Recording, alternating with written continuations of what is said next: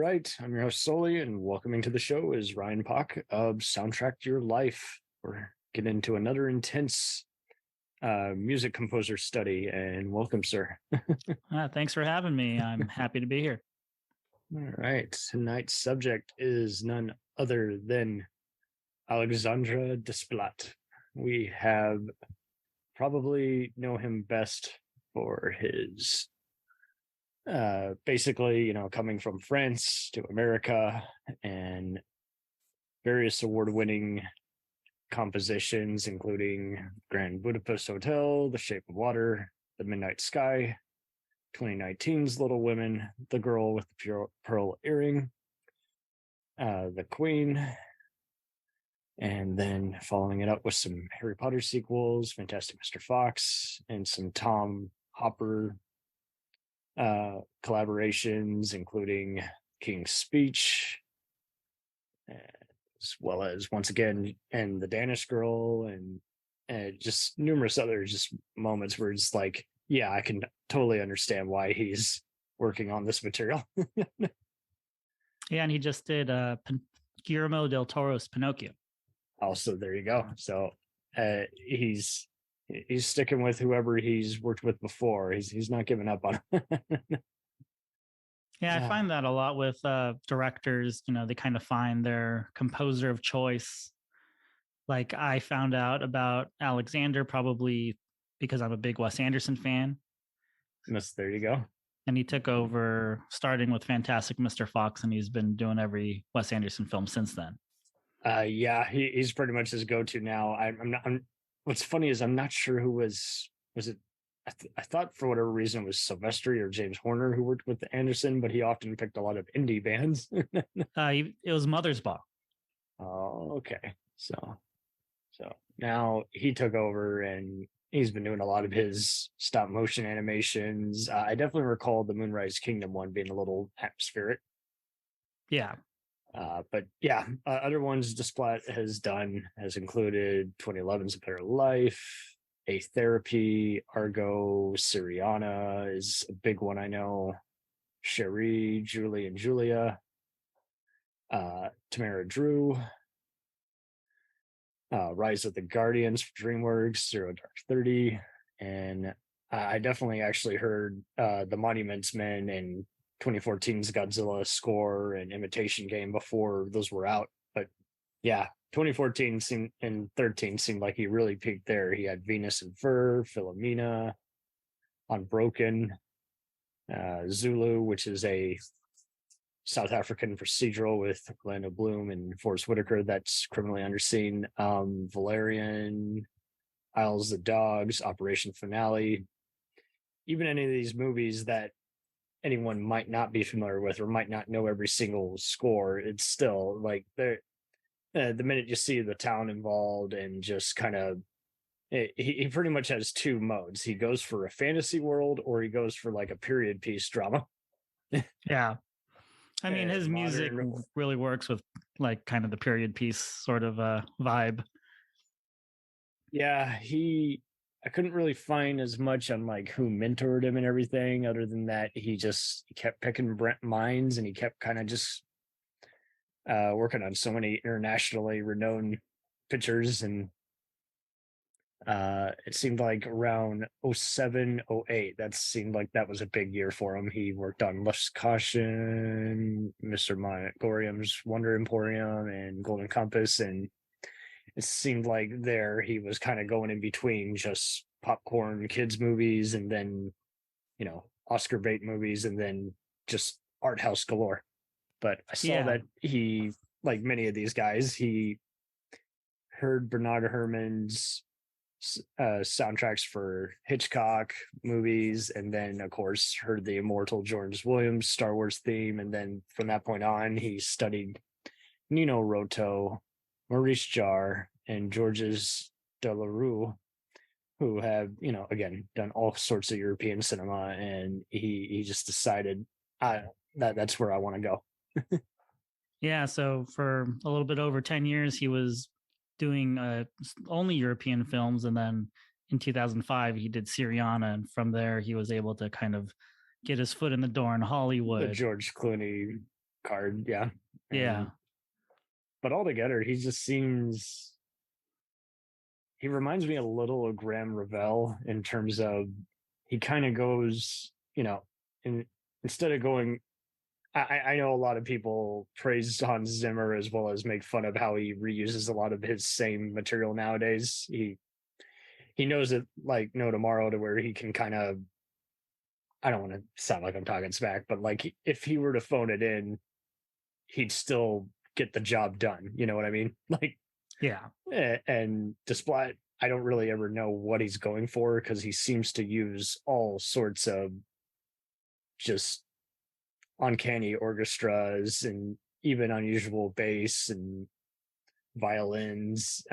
I saw another French movie he did called The Nest, which was basically France's answer to Die Hard, Assault on Precinct 13 type blockbusters. And that's funny is I just found that interesting because that's kind of a fun, straightforward uh, shoot 'em up. But I remember, I think when I thought about it real hard, I was like, I don't remember any shots from it, but I definitely remember the moody soundtrack, which is exactly what it needed.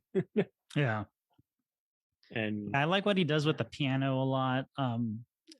I think most people just assume when you hear a piano in a score, it's going to kind of take the lead and everything else is going to kind of back it up. But a lot of times he'll use the piano kind of as just another instrument in the orchestra. And I find that really, it's really soothing, but like you yeah. say, it's not, it doesn't, he somehow is able to risk being, yeah, like too over the top. He's able to avoid being melodramatic or even just predictable. Like he doesn't even use the same kind of cues for a lot of these World War II and spy period movies that he's done. Even some of these animated movies like Secret Life of Pets 2, I actually do know that score a bit because it used to be on at every other. Movies like that are often playing at doctors' clinics and Yep. everything. Yep. And so I've seen parts of them. But it is funny how like with even just some better known movies like the Sisters Brothers and the French Dispatch, it's interesting to me how he's able to be very quiet without feeling like you're waiting for the next music cue. Yeah. There's a lot of melody in his music, but it's not really like in your face. Yeah. He loves John Williams, but it doesn't have that same sort of like, oh, this is a John Williams score. Oh man, yeah, that is true. He doesn't, and for someone who was influenced by him and Herman, it doesn't seem like he's trying to lean in too heavy on any of it. And I've surprisingly seen a huge ton of these movies, which is funny because usually when you see a composer, you have to really either know them because they've stuck with a lot of the same writers and directors, or at just a certain period they were getting a lot of work or whatever, what have you. And it's like with him, he's somehow been able to change it up a lot. Like you're seeing all these other names like Los Hallstrom, Richard Lacrane, Jonathan Glazer, even David Yates, and of it, even though we mainly are mentioning Hopper, Malik, uh, Clooney, and even Bigelow, he's actually got a lot of collaborations with Wim Wenders uh, and Polanski, even, so it's interesting seeing how he's kind of a go-to for a mixture of crowd-pleasing movies as well as uh, more art house limited theaters. So it is just such a rarity, I think, because for whatever reason, a lot of people like to kind of stick with only a particular kind of blockbuster franchise or only particular kinds of Oscar award winning movies. He seems to kind of know instantly if it's some movie which has to capture a certain period, I'm game. Like, Yeah, and he can switch it up. He's done like a Twilight movie, and he's also done like The Shape of Water, which are pretty different. Obviously, he's Yeah, done a couple Harry Potter films, he seems to and just be then loyal to yeah, that filmmaker, so he doesn't really care. I mean, yeah, with he pretty much was loyal to Chris Weitz, and Weitz ended up, doing a Twilight sequel, so he didn't. He was okay with it, but yeah, I'm seeing some other French and Aussie kind of movies as well, where it's like, man, I would like to know the process of how he just like goes around and finds all these kinds of projects. yeah. And I read that he was originally slated to do Star Wars Rogue One, but he had to Yeah, drop out because of a scheduling conflict. And I really wish I could have heard what it would sound like for him to do a Star Wars movie. yeah. I mean, there's still time. I'm really surprised he hasn't broken out into TV. Yeah, that's true. But I guess Ludwig's got a chokehold on, the Mandalorian. That's right. It is Ludwig. I thought it was Giacchino for whatever reason. Yeah. But yeah, Ludwig Göransson. Yeah, yeah, he did compose it. But altogether, I mean, just trying to think how I would describe his tone, because some of these other movies I've seen on here, like surprisingly, the HBO drama "This Special Relationship," which talks about the political overseeing and professional friendship of Tony Blair and Bill Clinton in this one political thriller. It's again, he's doing all these everyday kind of dramas, and yet he's somehow, it's like he does. And often when I like hear his scores, he's kind of often just somehow in tune with what the character is feeling, instead of doing more of what most composers will kind of try to do, which is remind you what to feel. He's kind of just going for just kind of the general A, B, and C's that describe that person's mood. He likes to kind of draw like a squiggly line, but just with how that sounds, like you hear it kind of just uh intensifying throughout the scene, as opposed to just normally when you see uh or hear, in this case music composition, you're often kind of just restricted to like just one close up or one particular scene where you remember that. And he somehow has been fortunate enough to just kind of avoid having to deal with montage edits so much, Yeah, which used to be a staple of Wes Anderson, actually. Yeah. Well, I mean, it was Indie 101. Yeah. But it just, I mean, all these guys have like continually evolved so much, and he's been a mixture of both loyal to them as well as just working with new people who he hasn't worked with before. I mean, he did this one Ian McGregor movie that he starred and directed in. I actually do like his score for Suburbicon, even though that's a hit or miss satirical dark comedy, about Yeah, home and then invasions and house markets. But yeah, he's somehow, he's kind of immortalized in that he's done occasional TV, but not to the point where he's very reliant on it. And usually he's kind of already set for life. You're going to hear his score again more than you typically realize you hear it, because he's just worked with so many big names. But he's also, again, because he's often in something with a historical subtext and just all kinds of themes, he kind of makes everything his playground. yeah, and outside of the Harry Potter movies, I don't know if he's gonna find another franchise where they're gonna tap him to do the whole thing. So he's kind of on the A list with, like a Hans Zimmer, but he just doesn't have that name recognition. But like everyone has seen at least one movie where they're like, oh yeah, the score in that movie is great. At this point, they've seen 5 of his movies, Yeah. So it pretty much, I guess, if he's not going to be as big with film buffs, who do you think he's probably the biggest with, other than anyone who attends the Cannes Film Festival? Well, I mean, you've got your Harry Potter fans, right? All right, so there you go. One giant franchise he really composed, and I guess if you're a fan of, again, definitely most of Wes and George Clooney's filmography, but then you're going to get some of these other guys, and I guess you could say he's second nature to them, especially if you're looking up what cinematographers, editors, and actors they often work with. He'll eventually come up in that realm.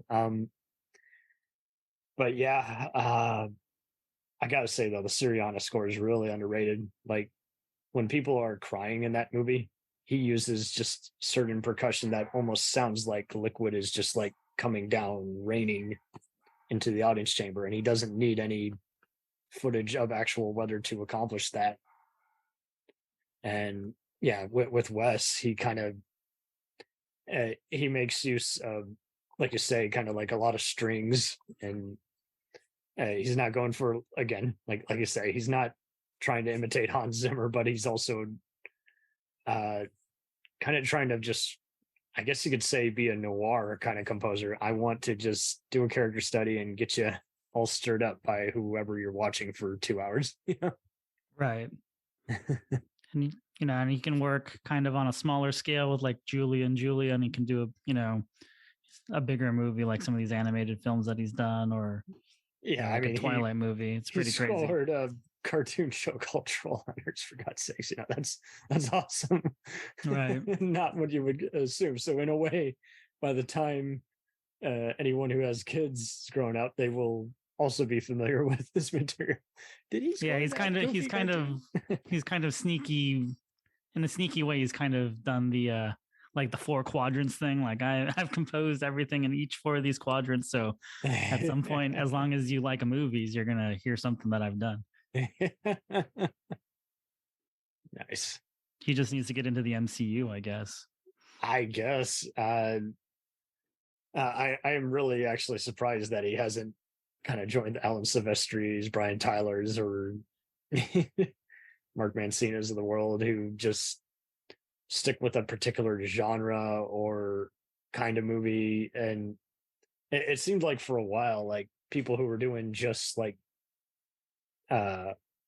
comedies would get a few drama cards once in a while, and then anyone who was doing like a mystery movie or some other big name, psycho thriller, legal movie, got to do a action or horror movie. And he just keeps swerving around to where, aside from any genre being his pick, I think he's just, as long as he can illustrate where it needs to be, he's down for the count. He's down to do it. And yeah, you know what he's doing next year, which is gonna definitely work their way into people's memories? The Barbie movie. He's doing that with Greta Gerwig, who he worked with previously on Little Women. So there you go. And Asteroid City, I mean, that makes sense. It's another West joint. It's just so hard to describe his style, because it's like it's different enough.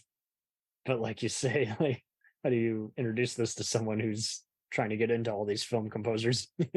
Well, I think he kind of fits between like the old school with like the John Williams and the Hans Zimmer, kind of the people that James Horners, I guess. Yeah, James Horner. The ones who just, if they can't compliment whoever's crying on screen, whoever's running in slow motion, whoever is coming out of a damaged, wreckage, right, as well as illustrate just even little small cues, then they've already hung it up. But I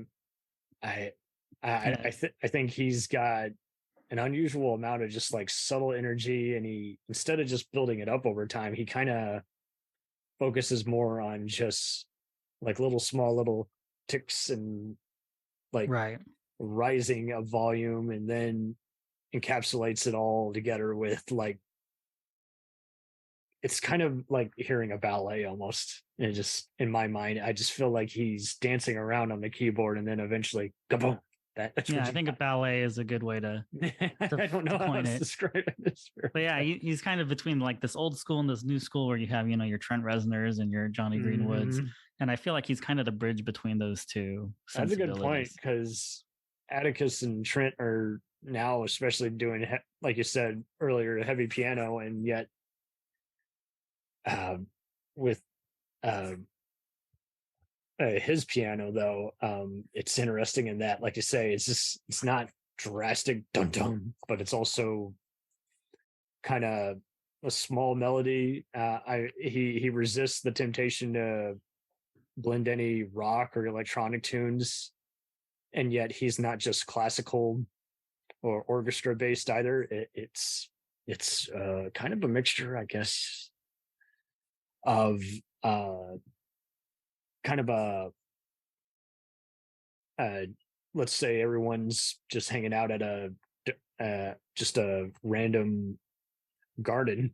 he he's kind of a mixture of an interactive live show and a recorded but very decorated uh, group of settings that he's stapled together. He somehow is, I guess, he wants to basically be, I guess, whatever's in his head as opposed to whatever he's influenced by, I guess. Yeah. And I uh, think, I do feel like his scores do have a little bit of a dance sort of characteristic to it, not like a going to the club and dancing, but like you were saying, like a ballet. Like I definitely do feel like there's like a whimsical playfulness to a lot of his scores, and that's why I think I really like it. And they're also very melodic. Absolutely. um, Altogether, what scores do you would you recommend everyone check out more of? I mean, you can't go wrong with his Oscar-winning score for Grand Budapest Hotel. Okay, I sweet. think that's my favorite of his. I have a film podcast friend, Lacey, who loves his score for Shape of Water. So I'll give Mm. that one a shit. He also won an Oscar for that, so I'll give that a shout out. Very You nice. know, I'm a big Wes Anderson fan, so I'm a big fan of all the scores he's done for Wes, especially because I was a big Mark Mothersbaugh fan. So at first I was like, "Who's this Alexander guy? Yeah, who the Why hell's is it this not? Yeah, guy? who's this guy? What'd he do? Why is he replacing him?" But he's won me over, and he's a perfect fit for Wes. But like we said, he's a perfect fit for all of these directors that he's been working with. Like he has a really good sense of how And to make it work. inevitably, you're gonna find some of these movies overrated or dull, but I can't say any of the scores just felt like they didn't belong in the movie, like they weren't good. So I mean, if you're gonna hate any of these movies for whatever reason, you can't say any of them aren't well shot or well staged, well scored, or well acted. Just, Right. he's fortunate enough to surround himself with a lot of talent, and he kind of complements each other. But man, I mean,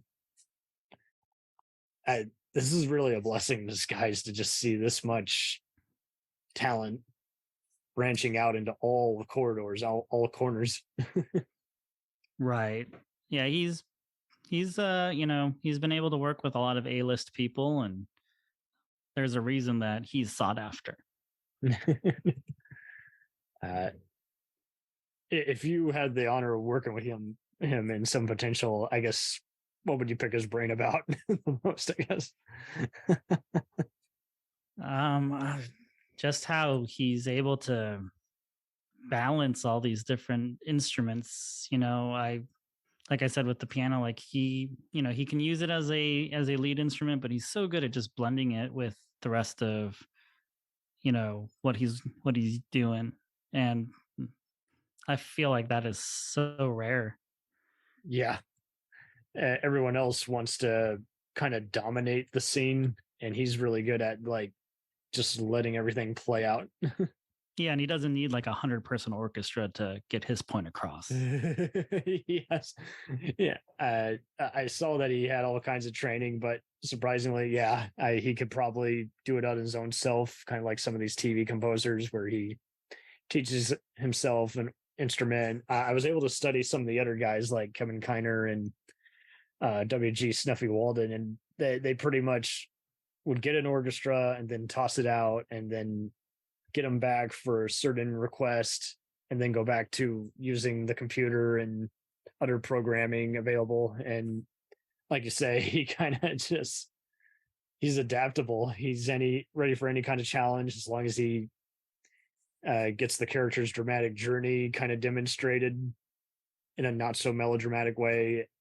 And it's weird too, because like a lot of the World War II movies, especially Monuments Men and this one film, I think it's Alone in Berlin is what it's called. It's a Emma Thompson, Brendan Gleeson film.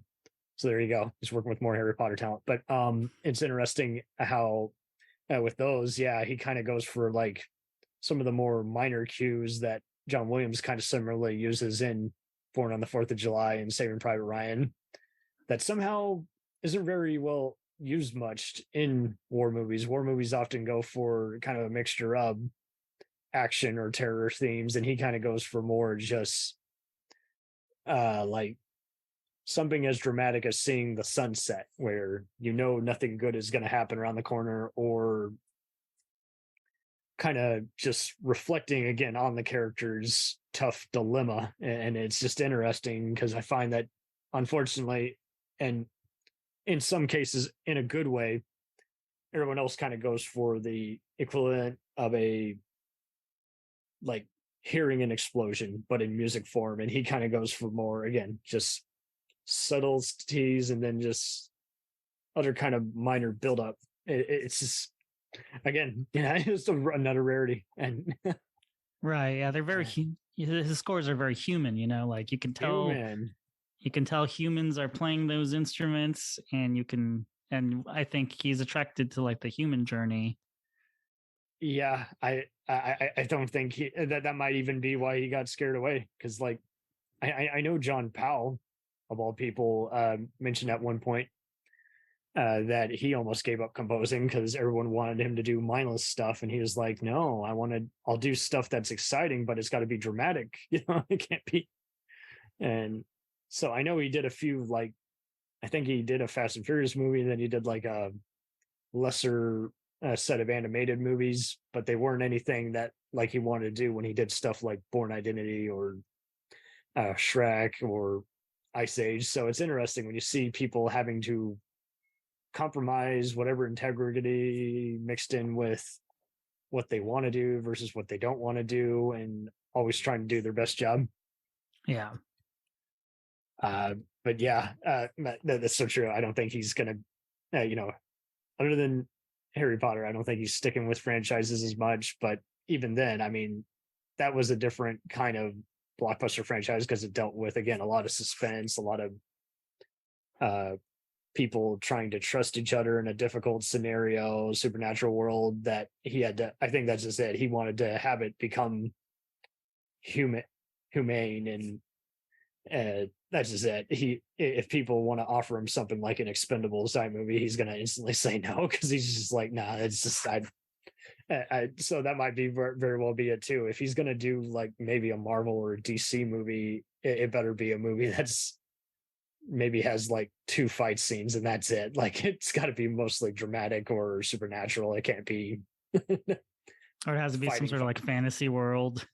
Yeah, I mean, he did the Golden Compass, so I could totally see him doing a Buck. I mean, he did Valerian as well too, so I can totally see him doing a Buck Rogers Lord of the Ring type inspired or knockoff kind of movie, but I can't see him doing. And I mean, you mentioned Star Wars earlier, so there you go. If there's some kind of world he can actually build that's not mindless, he'll do it. But yeah, if it's gonna be the WWE is not going to be coming for him, is what I say. Like, he's not gonna do.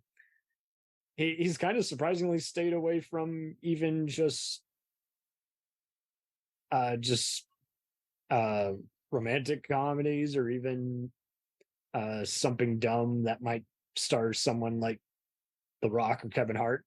He doesn't do slapstick, he doesn't do buddy movies, he doesn't do this and that, and I think that's just it. He kind of wants to go for, like, again, just natural stuff, something as every day as going to bed or opening your eyes. He wants to explore just everyday human behavior. He wants to just get right in there and make it stay with you after the credits have rolled. I will say it's definitely worth staying through the credits of some of his movies. You will definitely, for whatever reason, just feel like you're listening to just a classic record, except you Yeah. don't have your record player up.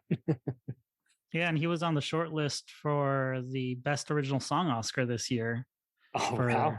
for Ciao Papa from Pinocchio. So, he can write a song too. He doesn't sing it, but that's like the end credit Yes. song from Pinocchio. Still, to come up with a song and give it to a established artist to sing, and that's cool. Yeah, and I actually was surprised it didn't make it to the Oscar nominations, but Was it streaming only, or did it play in some theaters? Yeah. I think everything that gets nominated has to be in theaters for at least one weekend, but it's on Netflix. I think Netflix is the production company. Yeah, so there you go. He needs to avoid having people rely on Netflix marketing. Yeah.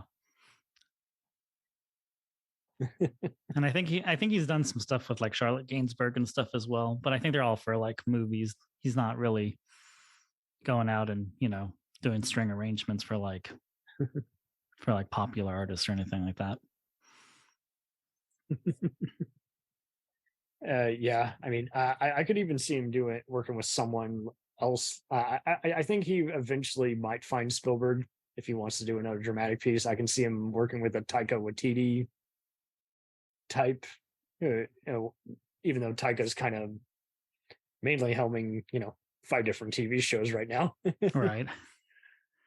I could see him working with Richard Linklater. That's a good point. Yeah, Linklater, much like Anderson, goes for a lot of just, you know, just up close in person shots, and then kind of like early Spike Lee, he does like to kind of experiment with just like character narrating while they're acting out an action of some kind, and or just 2 hours of people talking. Yeah, 2 hours of people talking. He might even do a high school drama type movie. I could see. Or if he wants to link up with his countryman Michel Gondry, that they could do something fun. Yeah, if he might even score one of the Avatar movies. Who knows? There's no telling. But he seems to be very agreeable because he just works with all these different names. But even though they're very different, they're very much alike in some capacity. So whatever presets he might be requesting or looking for and he's getting, they must all work in a similar manner. Yeah, I'm sure they give him a lot of leeway to do his thing. They know what they're getting when they hire him. And, I feel like there's like a pretty consistent energy with a lot of these movies.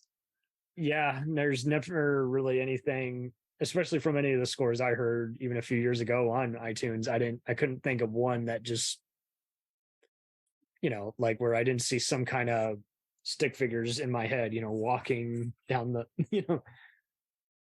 down the streets, or even just scenes from the movies. If I had seen them, I couldn't think of any that just, even in contrast, that like are only good if you listen to the movie. Somehow they kind of are able to ring out to where I remember them just as much as I remember the movie. I guess it's just, let's say you found said movie a little basic, then it might not stand out as much. But it still might intrigue you because it's kind of, again, he just got a human element to it. Yeah. Yeah, it's definitely like relaxing, I Very just relaxing. Yeah. but not boring, like No.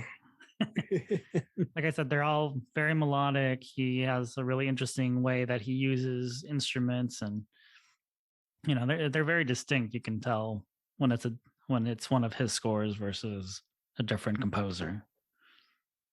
Yeah, I mean, if he were to ever go overseas and do some other kind of production, like do Hong Kong production, do a Brazilian, drama, I could see him getting along very well with everyone. Uh, he seems to just want to know where it plays in the entire room as if it were an actual concert. Yeah, that's true. Yeah, no, I'm just another rarely agreeable dude.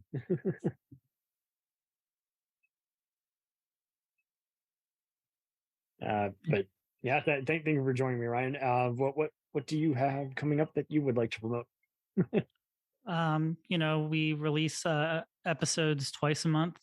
We've got some fun episodes on like Kill Bill coming up. Sweet. Gross Point Blank. There's some soundtracks to. We're gonna talk about some of the Shrek movies. Yeah. So we've got a lot going on. We didn't take a break. We just went into 2023 and started dropping episodes. So there's plenty to go back to. We just did an Eternal Sunshine episode for Valentine's Day, and it's wonderful. So yeah, we're releasing stuff, and you should check out our podcast. All kinds of stuff, guys. Please check him out. Thanks for joining me. And yeah, thanks for having me on. It's fun. Absolutely. Anytime. Talk soon. Yep. We'll return after these messages. Hello and welcome to Culture Shocked, the pop culture podcast brought to you by four aging millennials and our outdated opinions. Join us every Tuesday as we discuss movies, TV, games, and even music, new and old. Dude, what do you think you're doing? Are you seriously trying to record a promo without us right now? Well, yeah. Dude, you can't just do the promo by yourself. Who's gonna listen to that? Yeah, and you probably haven't even told them that we're a pop culture podcast where we always agree on everything. For instance, the Sam Raimi trilogy, easily being the best of the Spider-Man movies. No.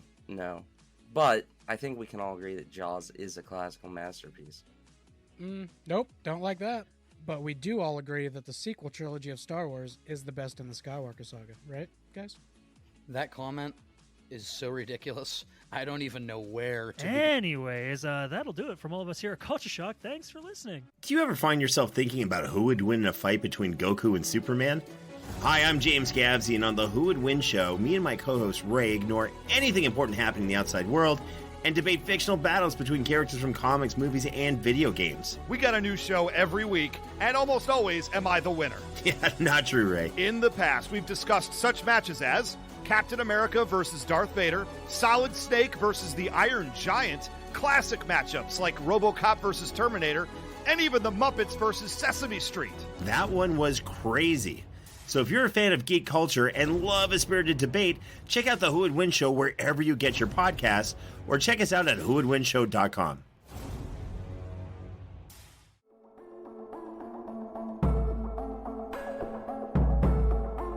We let things pile up in the DVR, we add them to our queues, we wait for the DVDs and Blu-rays.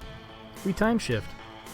The Time Shifters Podcast. Sci-fi, horror, fantasy, superheroes, comedy, action, film, television, maybe some not-so-current events. Find us on iTunes or at timeshifterspodcast.com.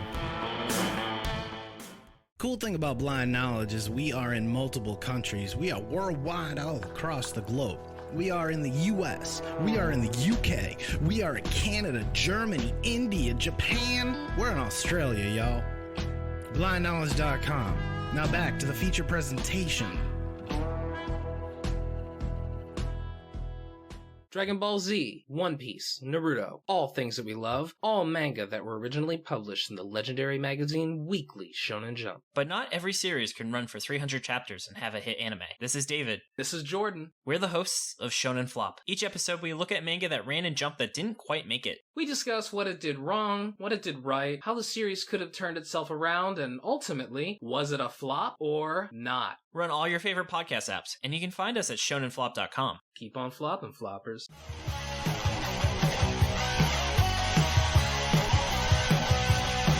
Follow us on the web on Facebook, Twitter, and Instagram. The podcast is available on Podbean, Spotify, iHeartRadio, Anchor, Apple, and anywhere else podcasts are available. Feel free to review our show and leave comments on any of those sites. Thanks a million for listening. It's a jacked up